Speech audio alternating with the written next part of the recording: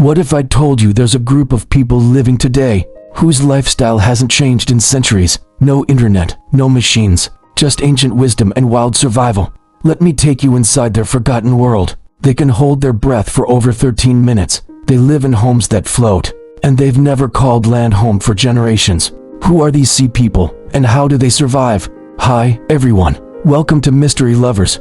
Today we're going to dive into the strange and fascinating world of the Bajau, also known as the Bajau Lot, an indigenous sea tribe found in the Philippines, Malaysia and Indonesia. The Bajau are called the sea gypsies of Southeast Asia. For centuries, they've roamed the ocean, rarely stepping on land. Their homes are built on wooden stilts above coral reefs. Their food is caught daily from the sea. Their boats are carved by hand from a single tree trunk and passed down through generations. Some of their boats have been in use for more than 100 years. That's longer than some of our grandparents' cars. What makes them special isn't just where they live, it's how they survive. Their children swim before they walk, and many members of the tribe are capable of diving up to 70 meters underwater. That's deeper than the average swimming pool. And they can hold their breath for over 10 minutes, all without any special gear. Now, if that wasn't impressive enough, scientists have found that the Bajau have an extra special trick up their sleeves. Or should I say spleen? After studying the Bajau, researchers noticed that their spleens were larger than those of other people. Upon further investigation, scientists discovered that this is due to a genetic mutation that allows the spleen to store more oxygen. This gives the Bajau the ability to stay underwater for much longer than anyone else.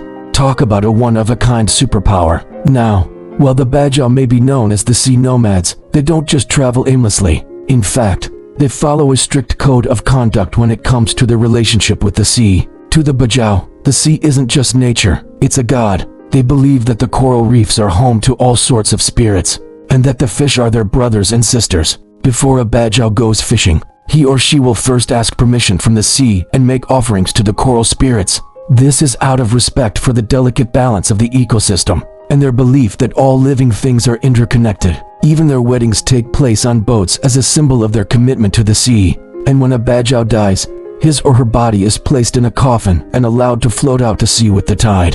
The Bajau have lived on the water for so long that they've developed an intimate knowledge of the ocean.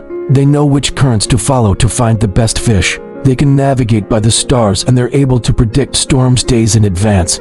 Despite their close relationship with the ocean, the Bajau are not immune to its power. In 2014, a tropical storm destroyed many of their villages, and in recent years, they've been forced to flee their homes due to rising sea levels, fishing laws, and the destruction of their coral reef habitats. Many of them have been displaced and are now living on land. This has led to a loss of their traditional way of life, and a struggle to adapt to a new environment. Sadly, the story of the Bajau is not unique.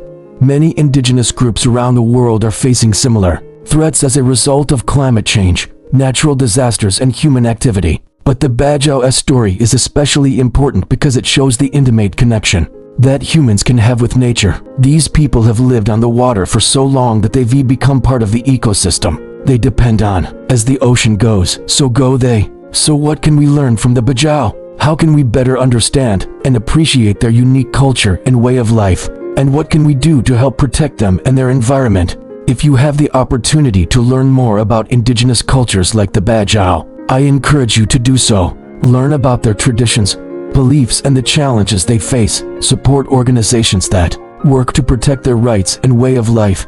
And most importantly, listen to their stories. The Bajau have a lot to teach us about living in harmony with nature and the importance of respecting different cultures. It is up to all of us to ensure that their way of life continues for generations to come. They remind us that home doesn't always need soil, and maybe, just maybe, the sea holds more history than we know. If you want to learn more about indigenous cultures, check out the description below. And if you liked this video, don't forget to click the like button and subscribe to the channel. Thanks for watching. See ya.